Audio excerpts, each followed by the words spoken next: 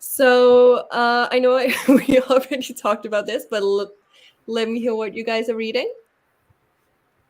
Lizzie, do you want to go first? Because you're straightforward about it. So I'm reading Deadly Education by Naomi Novik. I've had this on my shelf since I got Illumicrate, the Illumicrate edition, which is a long time ago that they did this edition. And I totally forgot that I actually owned this until not recently. And Hannah was like, "Oh, you should put that on your TBR." So they just went into my TBR trolley, and here we are.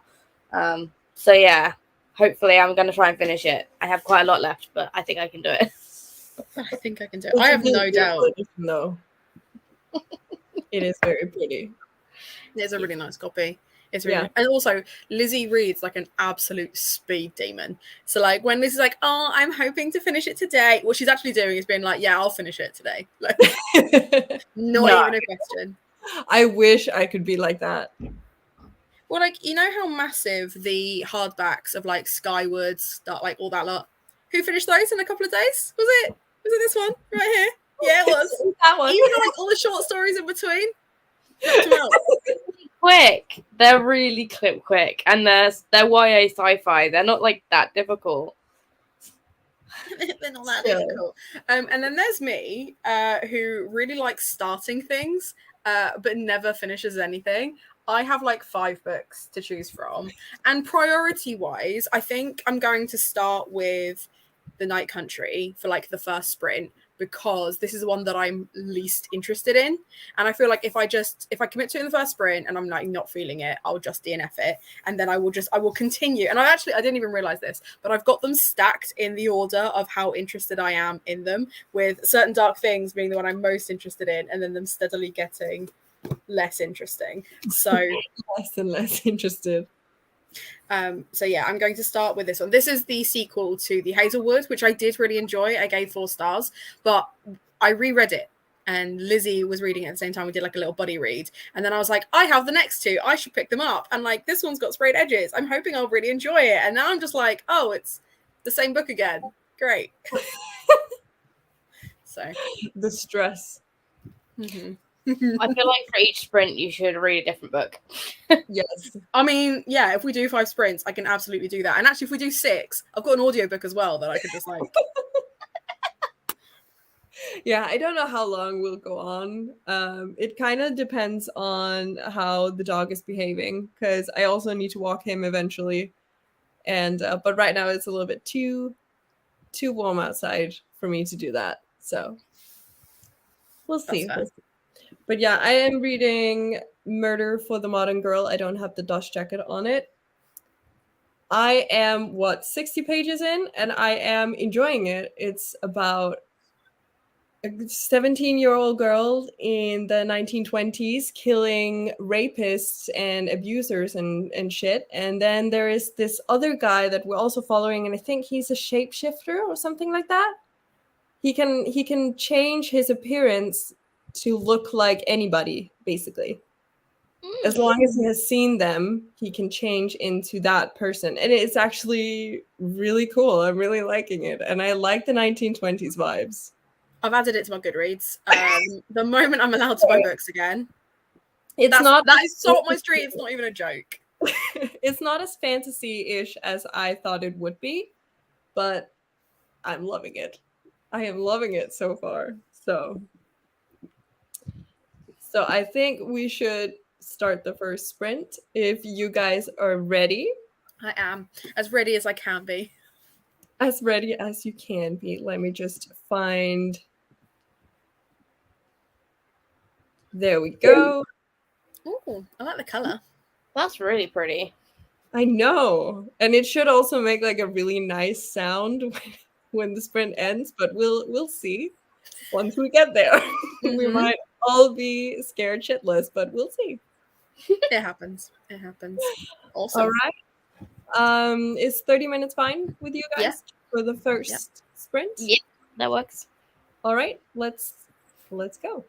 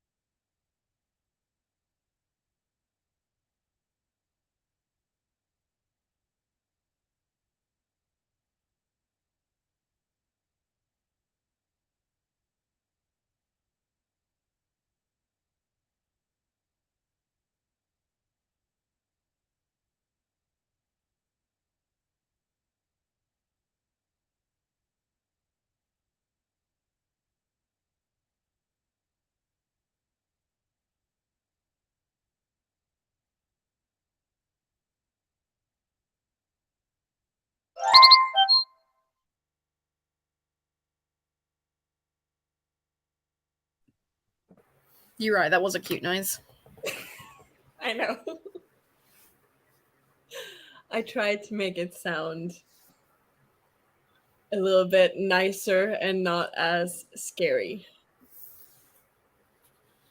So how did everyone do? Well, I managed 26 pages of The Night Country. Nice. I'm pretty sure she's either about to be assaulted by someone or she's about to murder someone. And I'm like, Interesting. yeah, like it is. But I'm like, the actual writing of it is really like, can we get there, please? Do you know what I mean? It's just, yeah. It's not my favorite. I know exactly what you mean. How did you do, Lizzie? Oh, I did terribly. I read 18 pages because I was distracted by a very sleepy cat. Cute. And Celine's video went up for the readathon announcement, Middle-earthathon. So I was doing all like the tweeting out and stuff. So I was distracted. That's fine. Gave us a head start. How did you do, Silka? Well, I was also distracted by noises, people talking nearby, and the dog. So I think I got, 11 or 12 pages done. And then I went and got ice cream. So that is ready for the next sprint. That's fair. I mean, I'm genuinely amazed that of the three of us, I read the most. That does not compute, right? Because I'm so easily distracted, and this book is not good. So I'm like, how did that happen? Like, what? Okay. Yeah, but oh no.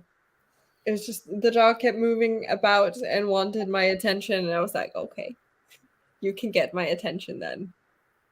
So, but it is what it is. It is what it is. Hi, currently reading Lady Midnight. Hello. Isn't Lady Midnight one of the Shadowhunters ones, right? Yeah, I think it's one of the Dark Artificers, so I think it's... Yeah. Nice, nice. Hi, I'm reading The Stardust Thief, or more precisely, I'm trying not to fall asleep while reading The Stardust Thief. How's everyone? So I don't know if that means that Celine finds the Stardust Thief boring, or if the 2 liters of coffee that she drank at 4:30 this morning are finally wearing off. Like, it'll be one or the other. Maybe also a combination of both. Yeah, could be a combination of both. I was really intrigued by the Stardust Thief when I got it, but now I'm still intrigued, but there's just a lot of things that I'm more intrigued by currently. Well, I read the first chapter, Silka, and it's an info dump. So I'm waiting to hear from Celine if it gets better from the first chapter. Then I'll decide. I will need to know that as well. Yeah. Maybe I'll have to listen to it like on an audiobook, as an audiobook. Yeah. I listened to what was it? The Grace Year the other day. Have you read that? Nope. Don't. Which one was that? The Grace Year or the Grace Ling? The Grace Year, yeah. Oh. I haven't read that one. It was so annoying and frustrating. You should have heard me when I finished it. I was rambling to my grandmother about this because she was the only person there, and I was like, "This is so stupid." And I listened to that as on an audiobook, so that was the only reason that I finished it. And aside from that, there's no chapters in it. It's just divided into 3 parts, so it's like, well, the first bit, and then all of a sudden winter, and then spring, and then that's it. And I was like, eh. I can't stand books with no chapters. I read The Interview with a Vampire, and I know that everyone's like, oh, it's a cult classic. It's boring. And there are no chapters in it. So you're like, I guess I'll just stop here then. Like, it's so weird and so jarring. No. Give me chapters and give me short chapters, okay? Exactly. I was like, preferably short chapters. Because don't you feel so accomplished when you go, I read 6 chapters today, and they were like 2 pages each. You read 12 pages, but you're like, I read 6 chapters today. Exactly. And like, my brain also works that way that when it's late and when I'm tired, I'll be like, okay, I'm just gonna see how long the next chapter is. And if it's like a short chapter, I'll be like, okay, I can do that. And then I go on for like 2 hours. But if the next chapter is a long chapter, I just get tired just by looking at it, and I'm like, no, can't do it. I can't do it. No. So then I just move on. Right. Read 14 pages. Well done. That's good. Hello. Hello, Jen. Sorry, I got you. I got you, Celine. Don't worry. I joined late and read about 70 pages of Tales from the Inner City by Sean Tin. There's not a lot of actual words. All right. Is it illustrated? Is it a graphic novel?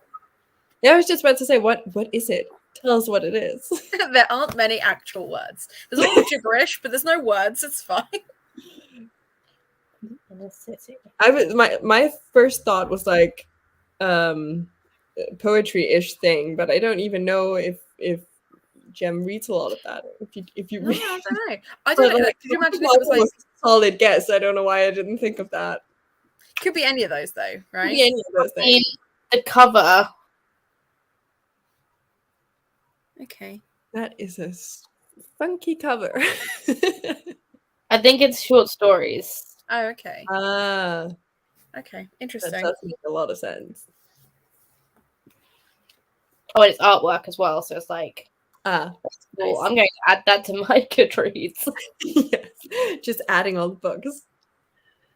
Read through 20 pages of The Winter Knot by S.J. Bennett. I have not heard of that. Have you guys? No, but it sounds historical fiction-y. Yeah, I was just about to say something like that. Maybe. I don't know. Maybe.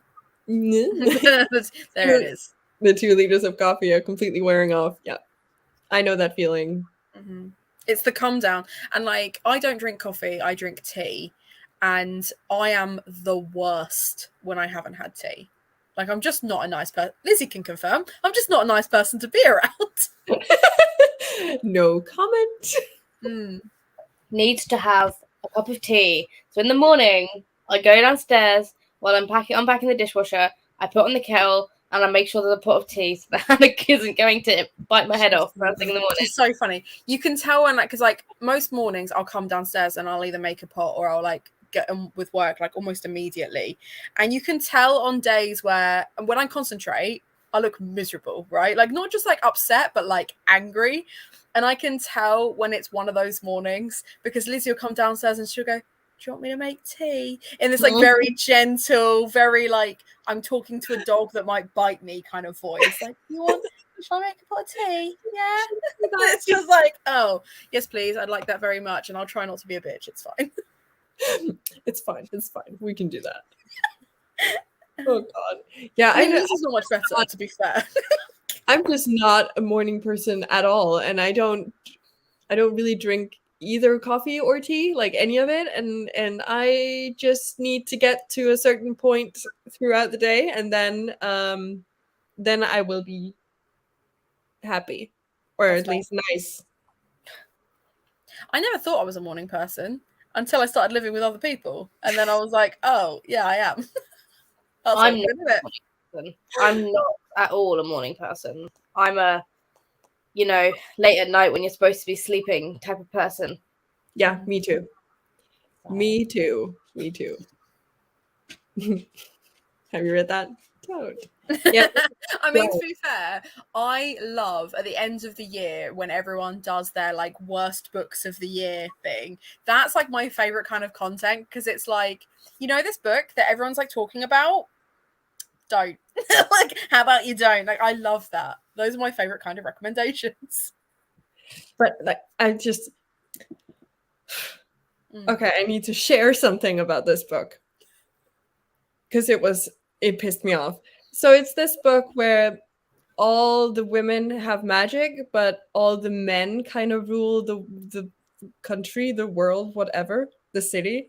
So all the women have to take this grace year where they kind of accept their magic and then kind of push it away. Like kind of says like, I don't want this magic, blah, blah, blah, stuff like that. It's really stupid. And then the first thing that happens when these women go to this place where they have to be for a year and basically starve and stuff, one of them is like, oh, my magic is that I can control people. And I'm like, oh, cool, fine, great, interesting. I would love to see that. But the problem is that she doesn't prove it. She's like, every time something happens, she's like, I made that happen. But nobody is like, okay, make something happen, make me do something. Nobody asked that question. She's like, oh, I made her die. I made her jump. And everybody's just like, oh yeah, sure, makes sense. And I was like, what? And another one made like the sunset at about the time where the sun would set anyways, and no one questions it. They're just like, oh, she can control the sun. I was like, why? In theory, that's not even controlling the sun, though, is it? That's controlling Earth's orbit. Because the sun would be... If the sun moved, everything would change. It wouldn't just, like, set. If she moved the sun, like, planets would fail to exist anymore. Like, that's... You're setting up questions there that you can't answer. Do you know what I mean? And, like... Have you read The Power by Naomi Alderman? No. Okay, so this is a dystopia which basically it's set after a cataclysmic event, right? And it basically talks in kind of like this reverse kind of almost like documentary style, almost like someone has written a thesis narrative and then they're getting like their work checked by like their PhD person. And it's this guy who is writing about how women developed this ability to electrocute people the same way that like moray eels can, like the way they kind of like stun their prey kind of thing, and kind of like they didn't need men anymore. And the power is basically this electric force field. And at first they might use it by accident, or they might use it for like jokes and stuff like that, or in sex or anything like that. And then it very much becomes this thing where, because men tried to regulate it, women were like, nah.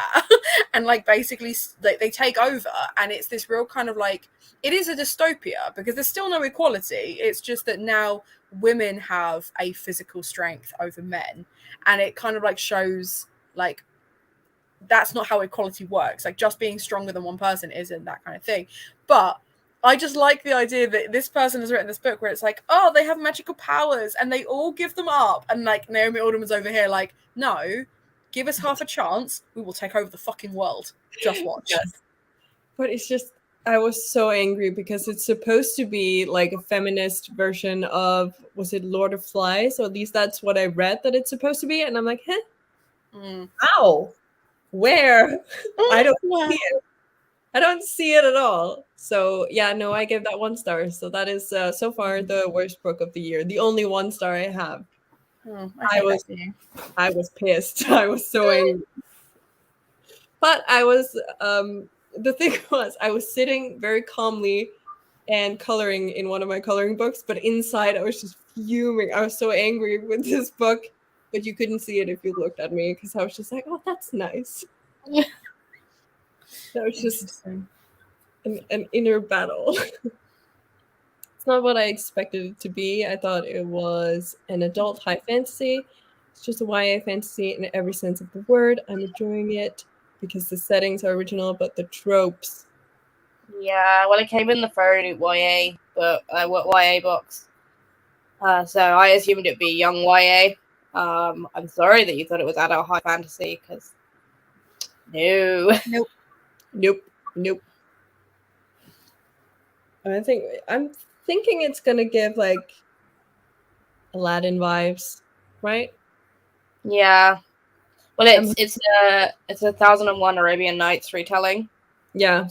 I'm hoping at least that would be like a cool setting. Like, yes. Regardless, the book is slightly less like well written. That's what I'm hoping.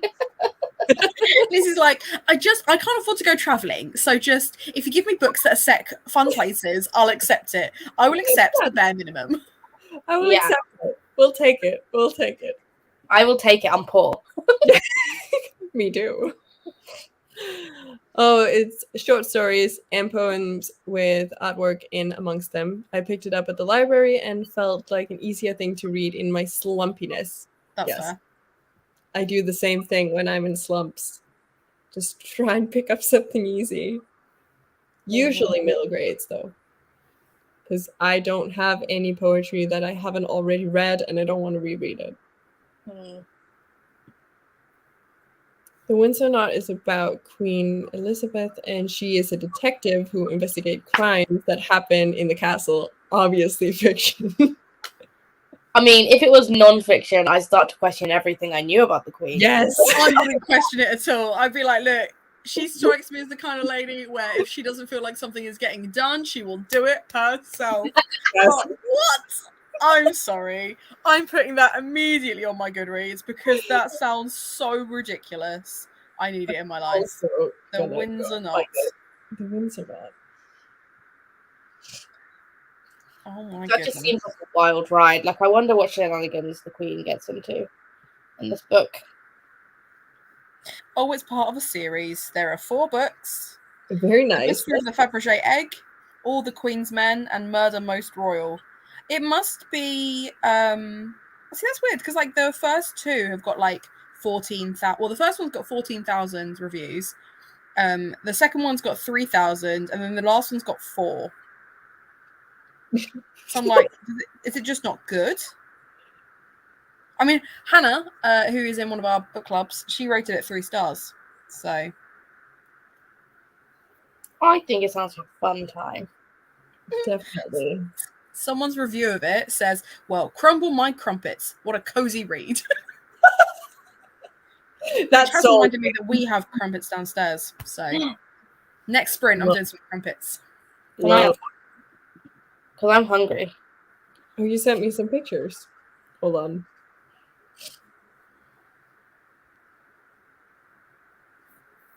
Ooh, nice. All right. I will show the pictures. Oh, I have seen that one. Yeah. And then I nearly got that in for Waypoint. But when I went to order it to read it first, it was out of stock again. So I was like, okay, fine, I won't add it to Waypoint. we also got some lovely snails. All right. if that's what. Wait, is this 2 people sitting on a giant cat? Oh, and the cat's in the sea. Yeah. Okay, I want to read this now. I want to know what it is about that cat. I think it's something to do with not like eco warrior stuff, but kind of like post-apocalyptic stuff from what I remember. But I might have got that completely wrong. Bookish Gems help me out. But I feel like that was the vibe that I got from like reading the description and stuff on Gardeners. Worst book of the year has some contenders this year. Oh no. Give us off top of your head. Yes. 3 that you think could be worst book of your year. And I want Silka and Lizzie as well. Like if you think like top of your head, what are the worst 3 books you've read this year? Oh, okay. Well, obviously The Grace Year is one of mine. Yeah, that's fair. That's fair. And then I read a short story collection, a Danish short story collection that was awful. So also that one. It's called Net med Naya. It's like Night with Naya. Okay. And then I read a Danish middle grade book that I'm gonna have to add as well. It was just like it was fine if it was for kids, and it is obviously, but I like my middle grade to have some type of message or some type of meaning behind it, and this just didn't have anything, and it was really, really fast paced. So it was more children's than middle grade, but it was classified as middle grade. And I felt like it shouldn't have been. That's fair. So I think those 3. Lizzie's having to like really try hard. I've read some good books this year, to be fair. Yeah, you have. And you're Yeah. DNFing a lot more than you have done as well. So that will also help. I mean, there's only really one that I actually finished that I regret finishing and wish I'd just stopped. Which is? The Mermaid by Christina Oh, Henry. yeah. Because that made me cross. Was that this year? I think you read that last year. Now is this year. Oh, Pretty sure it's that this year. sucks for you. Yeah. Like, that's the only one I can think of, and like I'm looking at my shelves and I'm like, But you'd have unhauled it. If you didn't like it, you'd have unhauled it by now. that's true. I don't remember. Did you read This Golden Flame this year or last year? Oh, no, I DNF'd that one. Last year. But like I'm now on core pile because I don't know. I don't know. Oh no, Foundation. Foundation can get in the bin. Oh, Foundation was awful. And like it was such a shame because like so Lizzie and I we have calling it a crush is an understatement on Lee Pace. Lizzie by far exceeds my crush because I have passing hyperfixations where I will spend a month obsessed with someone and then will immediately like move on to someone else. Whereas Lizzie is a Lee Pace stan, right? So we were like, right, we really want to watch this new TV series Foundation, but are we going to have a fucking clue what's going on? Probably not. Do either of us have the Apple or Hulu channel to watch it? No. So let's read the book and just imagine Lee Pace, right? Like that was our plan. I got 27 pages in and wanted to cry. Hannah, out of like the four of us that tried to read it, Hannah is the only one that finished it, and she told us not to bother. So like No, Lizzie and I were just like, I finished it. Oh, you finished it. I must have been Hannah that got like 12 pages in then. And I gave it 1 star. Yeah. And it can get in the fucking bin. Like, if you are hardcore sci-fi, having like old white men explain every iota of science fiction to you, you'll enjoy Foundation. If not, put it in the bin. If your favourite read of all time is Brave New World by Aldous Huxley, unironically, then you'll like Foundation. It sounds not if fun. You like feminism or like straightforward dialogue or just plot, not for you. Don't bother. If you want a white man to explain something to you that sounds more complicated than the life we live in, this is the thing, right? It's science fiction. It's the future. It's, you know, ideas from the author trying to like imagine what life will be like in 1,000 years' time. And somehow the world of Foundation is more complicated. Like this guy is literally traveling from one planet to another, right? Now in Firefly, the greatest sci-fi show of all time, they get on a ship, they fly to the place, job done, right? Like super, super easy. Star Wars, they do it at hyperspeed, even better. In Foundation, he has to be like ferried from like taxi to taxi, and if he doesn't get on the right escalator, he ends up in the wrong place, and then he has to have a ticket for something, but then he's got the wrong ticket, and then he's got to go to this person to get the right ticket, and he has to leave his luggage there, but then his luggage, and I'm like, right, I don't care, we're 12 pages in and he's not even got in the fucking taxi yet. I would just say it gets worse because it talks about like the end of the world and the future, and you know how they're going to combat this is a huge amount of mathematicians making sure that maths is the reason that the world doesn't end. And even if it does, don't worry, because it's part of a plan that the world is supposed to end, because the mathematicians have concluded that it's better that the world ends and they grow from the ground up. And then they like go into other planets, and then he does something really stupid, and then he's like sent to another planet where a bunch of other mathematicians, they were like, our plan worked out perfectly, and it's like, oh my god, I hate everything about this book. It's it so feels like and stupid. You know, in like spy shows where they're like, okay, we need to find this scientist because he was part of a think tank, and in this think tank they worked out how to destroy the economy for like everybody, and he's the only one who knows the solution to it, so we've got to get rid of him to make sure that that think tank idea never becomes reality. Imagine that, and then making it a mathematician and boring and so much more complicated than it needs to be. That's Foundation. And I was like, the whole time, I was like, okay, but when's the sexy emperor going to turn up? When's Lee Payne's going to turn? And he doesn't. He's not in that fucking book. And that's the only reason I kept on going, because I was like, as soon as this character comes in, it'll be fine. And they kind of like alluded, and I was like, where is he? Where are you? No. Nope. Mm-mm. Nope. I was very sad. Sounds like an awful book. Yeah, I DNF'd it. I was like, I'm not committing to this.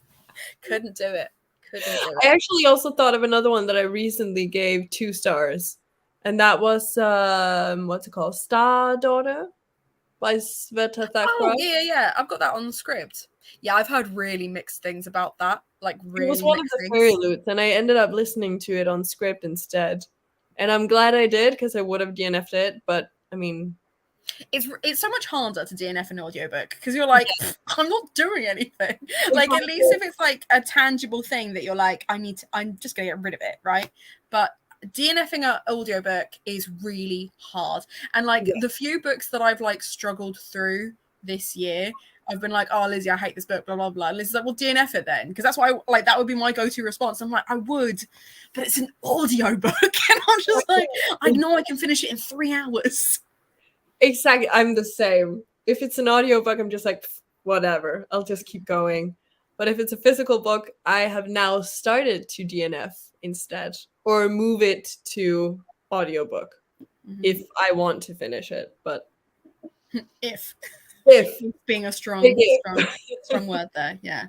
No, I mean the worst 3 that I've read this year for sure have been The Shadow in the Glass, and I'm annoyed at myself because that was one of the books I picked for my book club, and it was shit. The Cunning Man by Celia Reese. Here's the premise for The Cunning Man, right? The Cunning Man is about a young girl who is terrified of drowning. She has really bad dreams because basically her family nearly died in a tsunami when she was like 7 years old.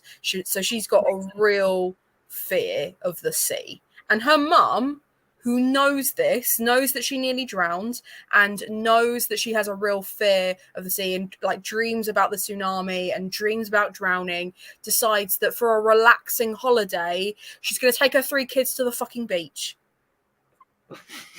That's the opening chapter, right? Like, already, I hate it. Because why would you do that as a parent?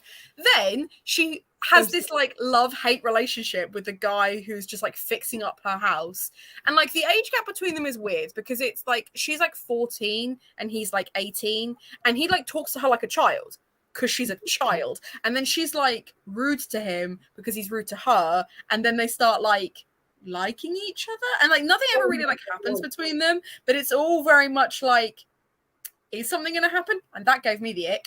And then she's got these 2 brothers that are just so annoying. And like so much of the story just wouldn't happen if these 2 fuckwits just sat down, read a book rather than all of these adventures they feel they need to go on.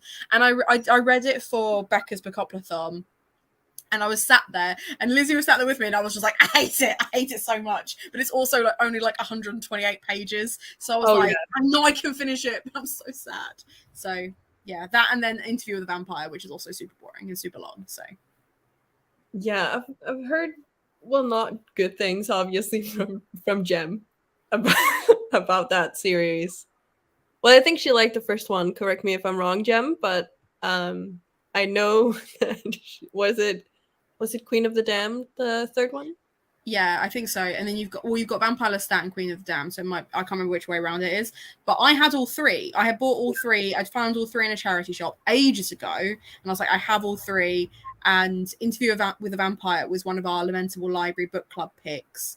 And then I saw that it was free on Audible. So I was like, sweet. So I was like listening to via Audible. And I was just like, this guy is just depressed. That's what this book is about. This guy is gay and depressed. And everyone's like, oh, but it's like, it gets like really sexy. And it's like, with Vampire Lestat. And I'm like, no, Lestat is a gold-digging crybaby. Like this, where does the sexy come in? And like, I really enjoyed Mina and the Undead by Amy McCall, which is a YA Interview with a Vampire type retelling. And in that book, they are obsessed with Interview with the Vampire. Like, everyone's like obsessed with vampires anyway, but specifically that book. And I read Interview with the Vampire after reading Mina and the Undead, and I don't understand because Mina and the Undead really made out that like Lestat was going to be really sexy and it was going to be this whole thing. No, he's not. He's not. He's so whiny. I just love listening to people being so frustrated over that book. It's just It's just me. It's just how I talk about books. Celine says, yeah, my bad. I need to check what the books are about before buying them. Yes. Yeah. I have a habit of buying books because they're pretty. Yeah, I else, used to do that a lot, but now I always check Goodreads and read what it's about. And usually when I go to the Goodreads and if I am just not even bothered with reading what it's about, I'm just like, no, don't get it. That is how I do things now. That's To fair. be fair, the Stardust Thief, I don't think the cover looks like obviously YA because it's just like a compass with fire. Like I can see why this one you may have thought it was an adult fantasy. Yeah. Because like YA covers seem to follow some kind of a pattern at the moment anyway, and that one I can see why you might think it would be. But I'm like, no, it came in the Fairy Loot YA box. There's no way. It's going to be young YA for sure. Yeah, it has me confused about the books that are coming up because there's one that like lots of people are talking about, and I'm not going to like spoil if people don't want to know what the books are going to be, but it's been described in like a myriad of different ways by all the people that have got proofs for it, and I'm like, is it YA? I don't know what's going on. I'm very confused. Which month is that? August. I August. think it's coming out in August. Oh yeah, I think I know what it is. I'll put it in the. Well, no, I don't want to put it in the private chat just in case you didn't know. Like I said, I don't want to spoil it, but like, I think the I know what it is. Oh, really? What do you mean? That it's what you were saying about like everyone's talking about it. I'd never heard of it before. If it's what I think it is. Oh, then no, you've definitely heard of it before because we've talked about it before. Oh, okay. Well, I don't remember anything. No. Unless, I don't know, maybe it's in the adult books for Fairy Loot. But I know that it's just in the standard Illumicrate box. The August. Oh yeah, that one. Yeah, I had actually heard about the the Stardust Thief. That was supposed to be more adult. Like when they released the theme and people obviously guessed, or some people guessed what it was, and people in the comments were like, but that isn't YA. But then now apparently it reads a lot like YA. See, this But is I the thing, mean, right? they probably wouldn't pick an adult fantasy for a YA box that just doesn't make sense. They wouldn't risk it. They wouldn't risk it.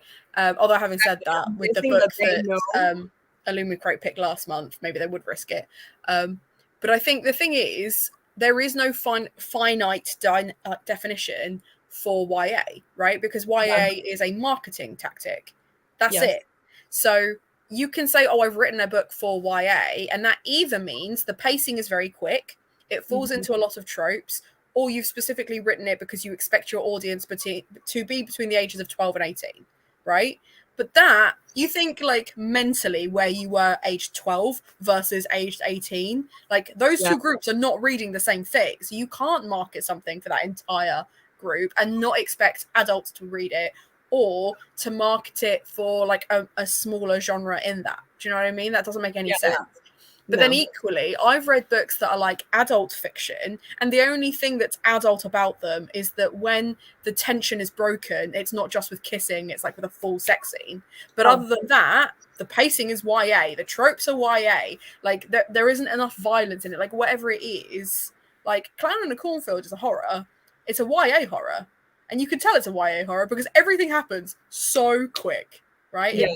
But like, there's gore in it. There's like all kinds of stuff in it. There's like homophobia in it. There's loads of stuff that are adult. They're adult themes, but they're written for a YA audience. So like, how do you define that? You've got to do it by each book, and that's hard work, man.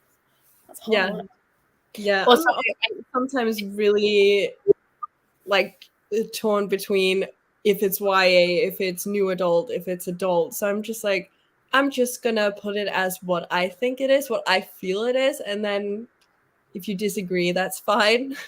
But like sometimes it can be really hard to like figure out what it's supposed to be, in my opinion, at least. Also, I think the book you were talking about, Hannah, is the adult fairy loot, because I got real confused because I don't think it's the YA one you're talking about, because I've never heard of the YA one, but the adult one we've definitely spoken about. I'm pretty sure it's the Illumicrate book too. So yeah, that's what I mean. Because I originally had it pre-ordered and then was like, there is no point. I've already paid for a copy. Yep. Oh, and we have Gem's worst of the years, or the years of the year. Is Cow's the Dorno Porter one? I don't know. I just know that it has a big cow on the cover. I think when I spoke to them, isn't it the one where they're not when they're not cows? It's about like, is it about women or something? And it's like really fucked up, and like it gets real gory. I feel like I had a conversation with Gem that it felt like a fever dream, and I was like, right, well, I'm never picking that up. Yeah, but the thing is, every time Gem talks about how awful it is and how you shouldn't read it because of the. Is it that one? I don't know. That's not the cover I've seen. Let me just find it. But this is going to be difficult to find when you only have cows. Or is it the Matthew Sticco one?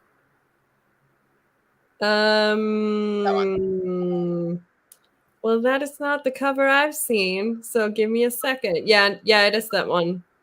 Because this is the cover that I've seen. Ah, okay. Interesting. I think. It looks familiar. But I'm going to assume it's that one because the opening line of the synopsis is "Mother's corpse in bits," and I'm like, that's a horror. Sounds lovely. Sounds lovely. Sounds delicious. Sounds delicious.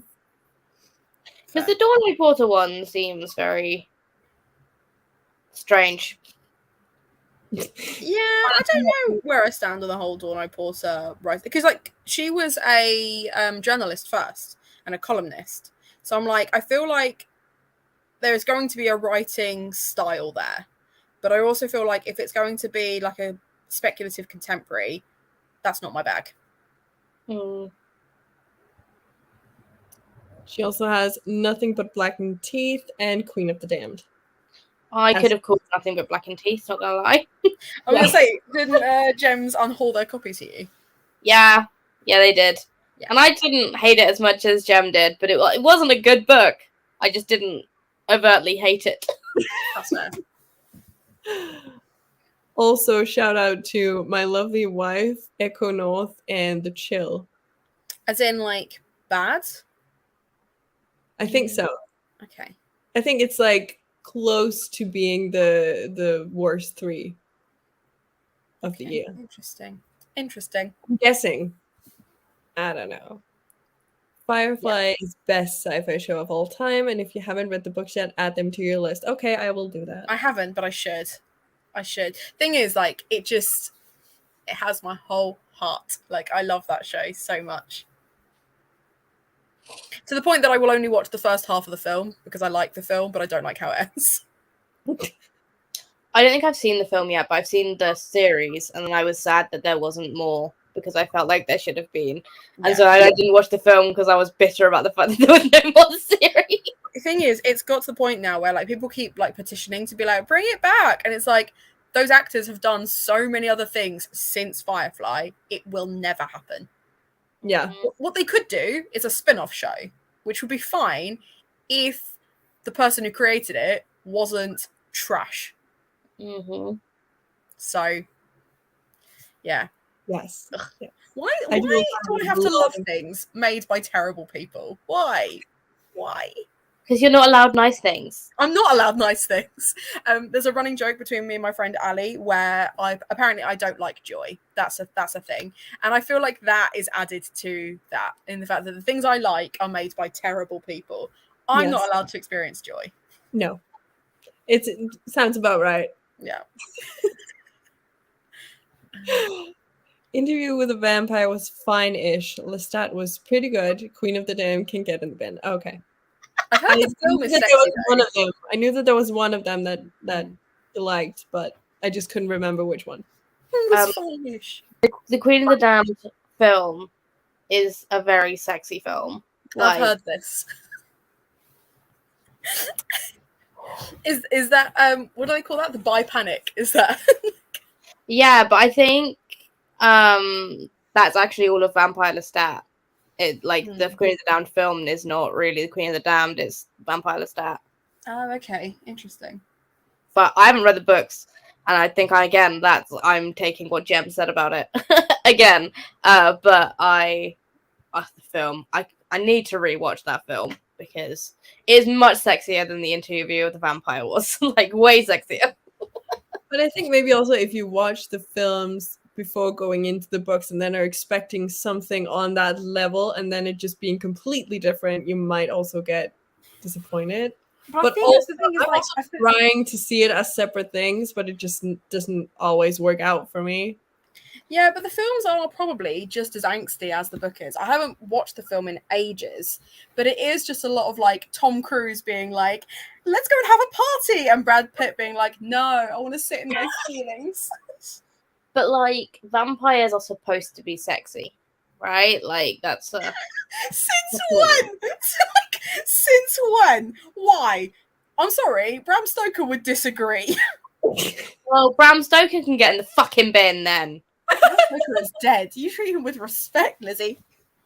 He'll be turning in his grave and bad mouth. Or rising from. Oh, well, come at. But yeah, you're saying vampires are meant to be sexy? All right. They are supposed to be sexy. They're so much more fun when they're sexy. Good point. Sexiest vampire of all time. Go.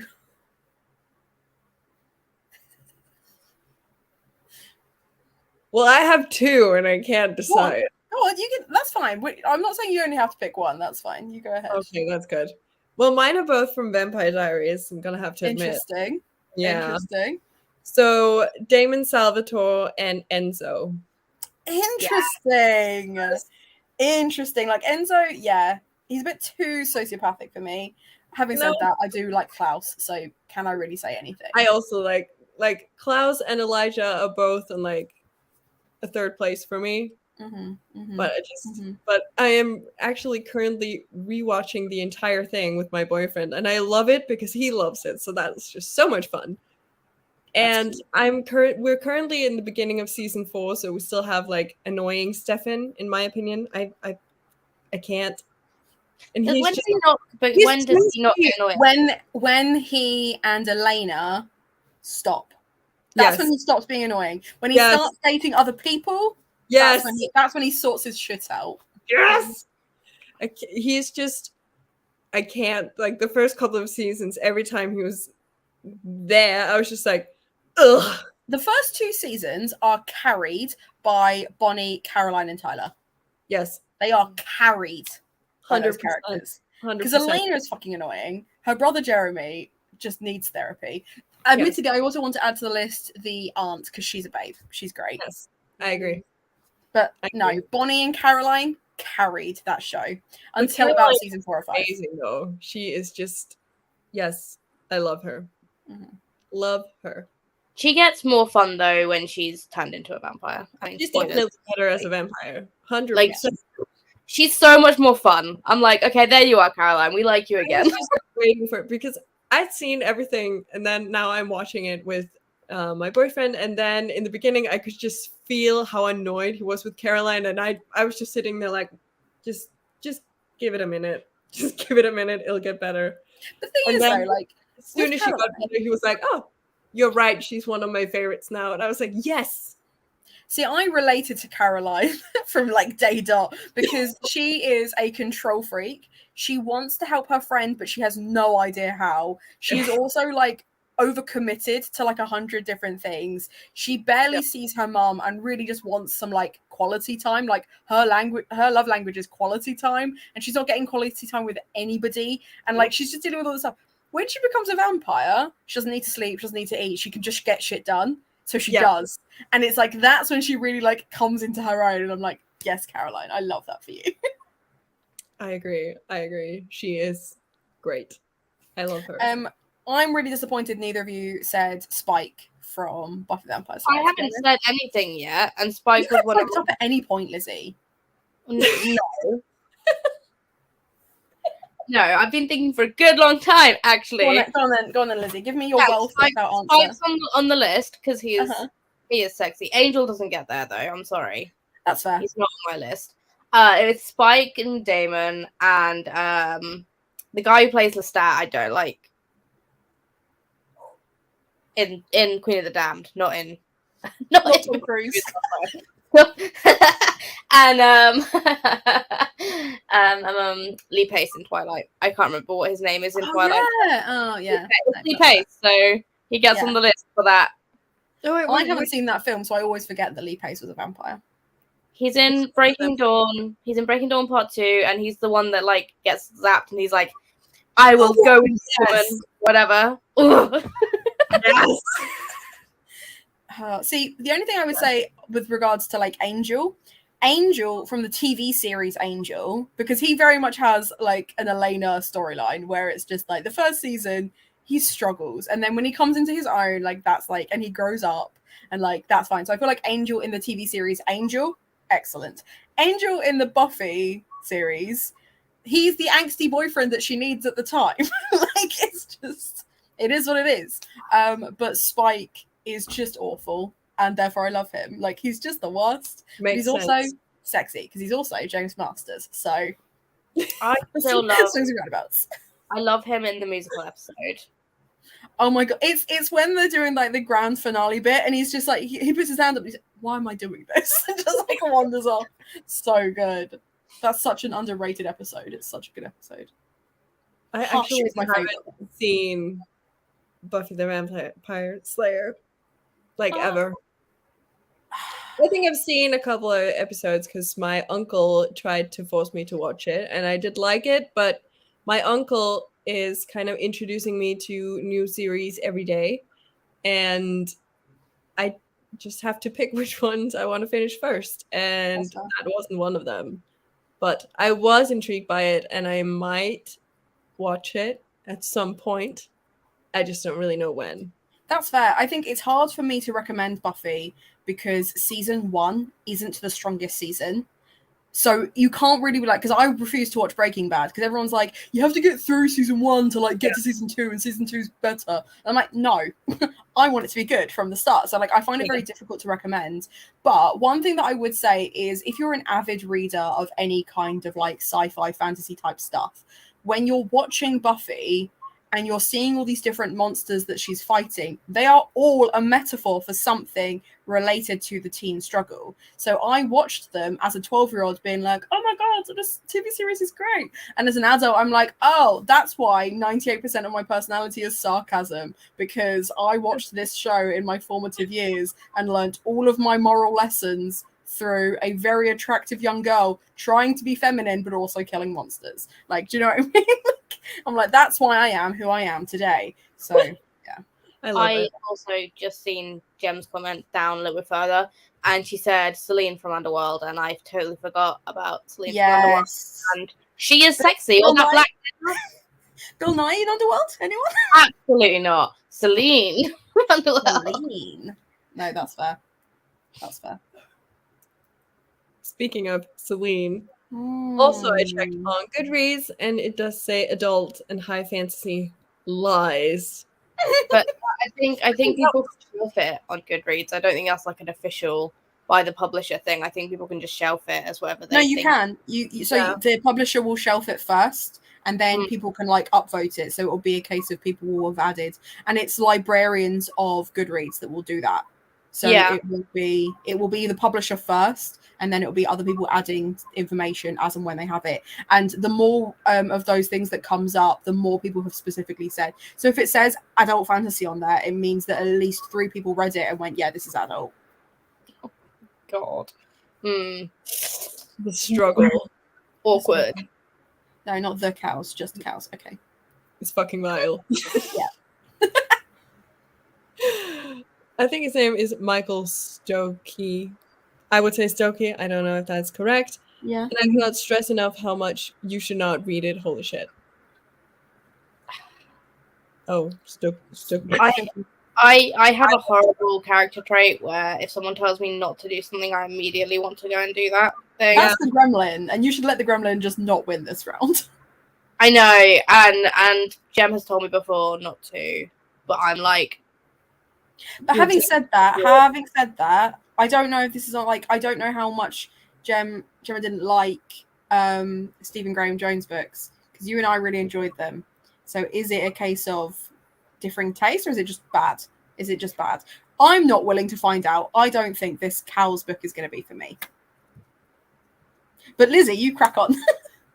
Yeah, and if you do read it, Lizzie, please let me know if I should read it. Nothing but blackened teeth fills me with rage I cannot explain. That is how I feel about the Grazier. I don't know why it pisses me off so badly, but it does. And again, that Nothing But Blackened Teeth is also a book that I am tempted to read because I want to know why you don't like it. It's just nothing happens. It's supposed to be a horror, right? Like it's supposed to be scary. There's the cover looks like it's going to be the creepiest shit ever. It just isn't.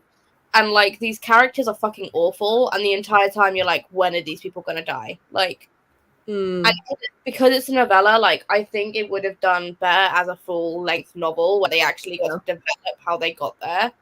But it was just boring. Like I gave it 3 stars. It was just boring.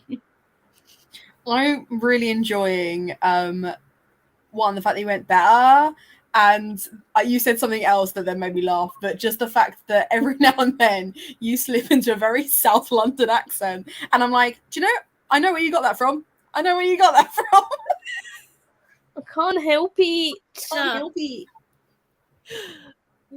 The Firefly books are legit like extra episodes of the show. I've read the first 2 and they're so good. Let me have a look. I'm gonna have to, aren't I? Let's be honest. You're gonna have to. Why do trash people make good things? Makes it very hard for obsessive people like us. Exactly. And because like the moment I find out I like something by someone, if I like one book by an author, I'll buy all of them. I'll do the full backlist and I'll work my way through them. And like I'm really annoyed at myself because for my birthday I got vouchers for Waterstones, and I spent all of my Waterstones vouchers on really swanky copies of Philip Pullman. And then what did Philip Pullman do? He got on Twitter and acted like an asshole. Great. Like they do. This is why I'm annoyed, because like I don't know if I should like Supernatural anymore because Jared Padalecki is an absolute asshole. Like I'm. Oh no! I didn't know he was. Like Sam would be disappointed in you, Jared. Your character would fucking hate you. Why is he an asshole? He is like he's done a lot. Like he has done like a lot. He's pro gun for a start, and like pro NRA, but he's been like. He has been off the rails for a while. He was drinking a lot during the last few seasons, and his behavior became more erratic and problematic. He was starting arguments and physical fights with other cast members. He basically he tried to get the Texas Cowboy Ranger show back on the road, and somehow made it more homophobic than the original 70s version, more racist than the original 70s version. And then when loads of people were like complaining about this stuff, he was just really rude to people on Twitter. He then tried to start Twitter beef with Jensen Ackles, which just didn't happen because Jensen was just like, okay, dude. Like, I freaking love Jensen. Like, it's just, yeah, and he's just, his behavior's got more and more toxic. Yeah, and his latest thing is he got like a tattoo, like a pro-gun tattoo thing, and it was like the day after a massive school shooting happened. Yeah. like an hour away from where he lived, and everyone was like, how the hell can you stand there and justify it and take pictures with people at a convention where this tattoo is on full display? Like that, it just. So now I'm so conflicted because I haven't watched all of Supernatural and I've been rewatching them, and I'm like, I fucking love this show, but I'm like, can I really sit here and be like saying how great it is when like literally one of the main cast is like, I just can't condone that sort of behavior. And like they were executive producers by season 4, I think. So they were making money outside of being cast members from like season 4. Like there was like 15 seasons in total, something stupid like that. Like they've made a mint from that show. Yeah, definitely. Just also quickly about the gun thing. We recently had not a school shooting, but a shooting, mass shooting in a mall. The day, like on the day, like pro-gun people in the US used that as a reason as to why gun control doesn't do anything, because Denmark has very, very strict rules. And I was just like, how the fuck dare you? Like 3 people lost their lives that day. But not only that, but like if you're the thing is, what I hate about stuff like that is it becomes statistics, right? And it's like there was a woman who was like a British journalist who was like, you know, we have very strong gun control in the UK. We haven't had a school shooting in like 20 years or something like that. And it was more recent than I thought it was, but it's still a while away. And this woman was just like, yeah, but people get stabbed in schools all the time. And I'm like, yeah. Like we're working on it. Like we're not saying that. Like those are 2 very different things. Like you can stab a whole bunch of people, they can walk away. You shoot a whole bunch of people, that's it. Like, that's it. Yeah. Like these are not just statistics. These are people. Like it was I can't. And also with the watching Supernatural, when somebody in there is an asshole, I feel the same about Vampire Diaries with Alaric. I don't remember his real name. And he doesn't deserve a real name. He's a creep. And every time I see him, I'm like, ugh. It's all the interviews where it's so clear that the cast are aware of his behavior. They can't do anything about it. Like I hate that. Where like they'll like you can see like where like the other male actors will like sit between him and people. And I can't remember the actress's name that plays Bonnie, but he sits way too close to her every time, and it gives me yeah.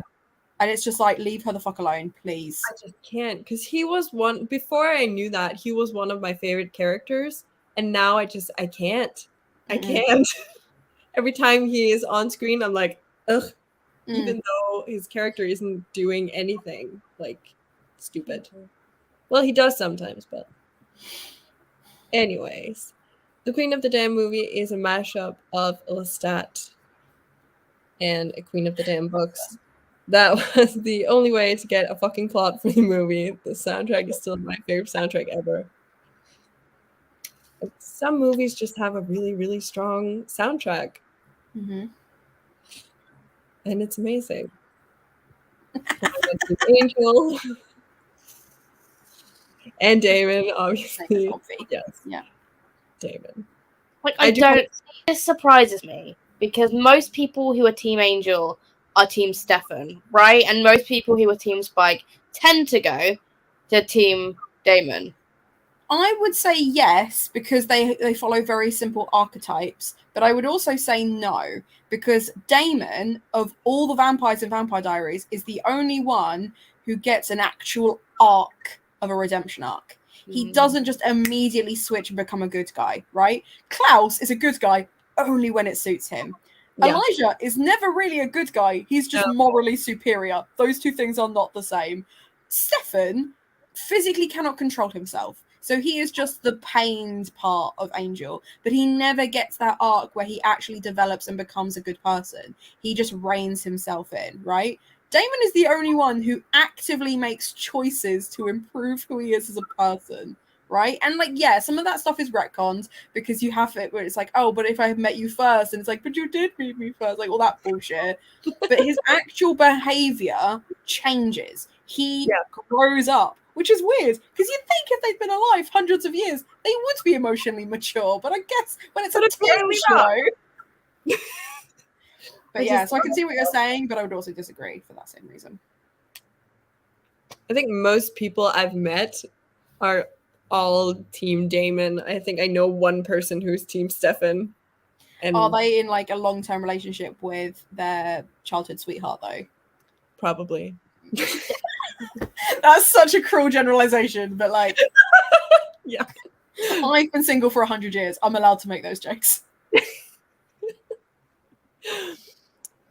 Dracula and Van Helsing, yes. Dracula and Dracula in 2000. Spike from Buffy and Celine from Underworld. So you don't find Gary Oldman's Dracula sexy? That's what I'm getting from this. Also, the wives, Dracula's wives. The wives are so sexy. The like, wives from straight, and I will be like, yes, for sure. Yes, please. Yes, please. Lizzie, I'm begging you not to read it. You're making it worse. You're making it worse, Gemma. She'll do it. She'll do it. I was just about to say that is once again making me want to pick it up because it is so gross and vile. Like if you DNF'd it because it was boring, I wouldn't even bother. But when you say that, when that is the reasoning, I'm like, how gross and vile. Only one way to find out. Warned that it was going to be absolutely gross and vile and probably going to make me feel very sick. But I'm like, I can prepare for that reality. You know, you say that, but there have been times when I've been like, by the way, Lizzie, this book's sad. Be careful, this book's sad. And you're like, nah, it'll be fine. It's a middle grade.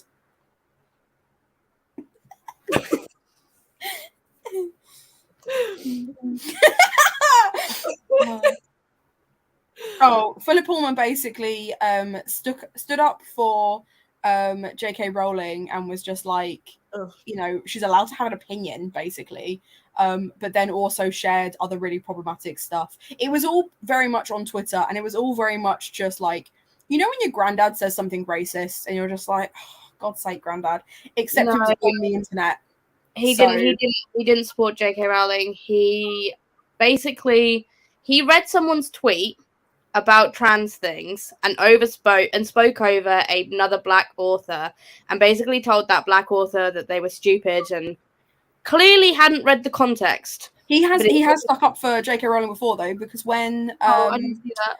When someone shared Quakey Emsey's response to something J.K. Rowling had said, he then shared J.K. Rowling's, because him and Stephen King have both done the same thing, where they've basically like shared people promoting J.K. Rowling before, and he shared it essentially being like, this woman works really hard to be a good writer and good feminist. You should all shut up. And it's like, you're a white man. You don't get an opinion right now. You don't get an opinion right now. So yeah, he has. But yeah, no, I heard about that as well. The first instance, the instance that happened the weekend that I bought all those books was him, because J.K. Rowling it wasn't her prolific essay, but it was like in response to, I think it might have been in response to like something happened, like abortion rights or something in Scotland. I feel like it was something related to that, and he was basically like, she's allowed an opinion. I don't remember seeing anything about that. That's new to me, that one.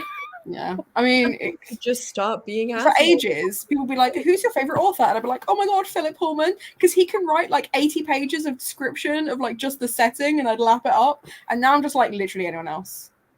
Anyone else. I cannot give up Supernatural no matter what. No, that's fair. That's fair. We need our comfort shows. We need them. Yes. Sadly, all these shows seem to have shitty people involved. Yes. I'm waiting to find out, like, because there are shows that I've started to like recently that I'm like, who's it going to be? Like, who's it going to be that's the awful one? And because, like, it's really sad because with Stranger Things, there's like rumors going around that Eddie Munson's actor Joseph Quinn sexually assaulted one of the fans at Comic-Con. And like, everyone's like, that didn't happen though, because literally every minute of his day has been like alibied out, in the sense that like people were with him every moment of the goddamn day, and the girl's story is all over the place. But I'm just like, Could you not do that? Like, there are so many real victims that don't feel like they can talk about this stuff, who need to be able to like feel supported coming forwards, and you're making it impossible. Because if worst case scenario, Joseph Quinn does do something or has done something, people are less likely to believe any future victims. Do you know what I mean? You're making it difficult. Yeah. And like also, he hasn't done anything. He hasn't done anything, and you're going to ruin his life for the attention of it. What How the hell? When would he have had the opportunity? Like, he was being yelled at by literally the staff at Comic-Con because he was spending too much time talking to fans. Like, yeah, I'm not being funny here. When the fuck did he have time? He missed the first half an hour of his signing thing because he was too busy still taking photos with people because they had overbooked him. Yeah, that's why they shouted at him in the first place. But no, it's fine. Like, make up stories, whatever. And apparently, it's the same thing that happened to Tom Felton when he did Comic-Con or something like that. And apparently it's the same girl that made it up as well. I don't know if that bit's true, but apparently it's like something she does. And I'm like, can we not? I think I have like 3 shows where so far I haven't heard anything bad about any of the actors, and I would like it to stay that way because nobody should ruin those shows for me, please. Yeah. And that is Reign, The 100, Once Upon a Time. Okay, that's fair. I don't know any problematic stuff. I just know that I don't like Reign. That's it. I love Reign. That's fine. But I think I like The 100 more. And the fact that the 2 main characters are married in real life and now have a kid, just freaking love it. It makes me so happy, and then I'm okay with what happened in the show. Haven't seen it yet, but I spoiled myself, like I do every single time. It happens. It happens. You forget they're still men, so emotional maturity can take them a little. True. That's true. It's why I won't have one. I'm like, not for me. Not for me. It's not for me. You cannot prepare. There is no way to prepare. You're making it worse, Jeff. She's gonna read it. She's gonna read it. They both are. I don't even know what you could say at this point to make her not read it. I feel like if Joseph was to turn around and be like, no, actually, I was just doing that for the attention, it's actually just kind of boring, then Lizzie might be like, oh, okay, well, fine. Okay. The thing is, I'm now going to do a dedicated reading vlog. Yes. For this now. This is what Jem has done. Shit out of that. Can you do it in the next 3 weeks when I'm not here to deal with you? No, you don't have a copy of it. You'll need to get in with me. Oh, yeah, I will, yeah. Hold on. Do you think it'll make me sick, Jem? Do you think I'll...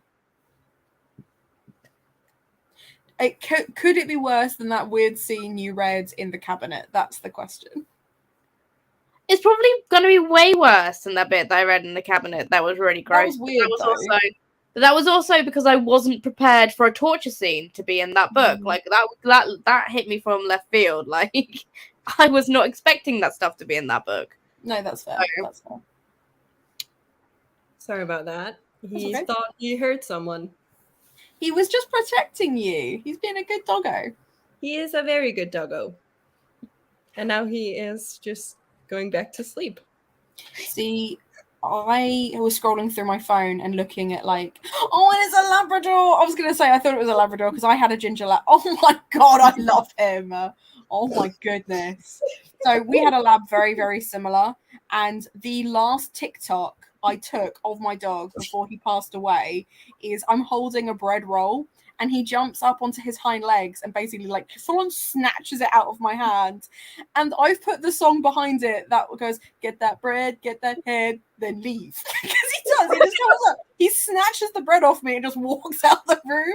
And that is what I have to remember my dog by. Like, so cute. So cute. He was like licking your face and everything. I love him. I love him. He is adorable, but he is also very bad at walking on a leash. So I'm trying to teach him that. And he is, yes, now he's moving my chair. Just like suddenly starts panning around. Oh, and he's up. He's like, I want snuggles. Oh my God. He's so gorgeous. Oh, lapdog. Labradors are. No one suspects, but Labradors love being on your lap. I used to have to sit on the Yes. floor, and my dog would just sit like on my lap, and then we'd just be there. He'd just be there. He'd just chilling. He is just chilling, but he is also like 45 kilos, so he's pretty heavy. He's supposed to be one of like the smaller, thinner, more agile Labradors. He's not. Nobody told him. No one told him. No one told him. He's like, I'm sorry, I was not informed. I didn't realize. Didn't realize. Oh, he is gorgeous though.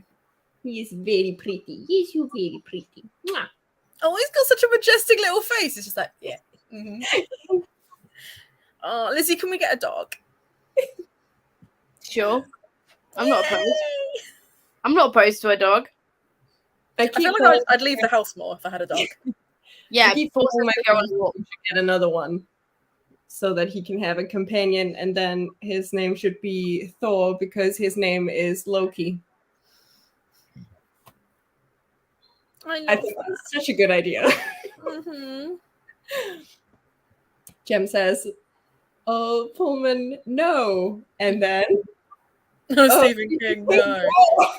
Honestly, like Stephen King is so problematic. It's not Stephen King isn't exactly the paragon of truth and light and greatness, is he? I mean, he just gets away with a lot because people like his writing. So I think he's just such an institution now. Like my dad read Stephen King, like at school and shit. Or, like not necessarily at school and stuff, but like as a formative adult. Like whenever I talk to my dad about books that he reads James Patterson and Stephen King. That's it. And I'm like, they're the worst. They're terrible people. They're terrible people. I'm not up to date on like who's terrible currently. So I keep a spreadsheet. You will need to share that spreadsheet with me.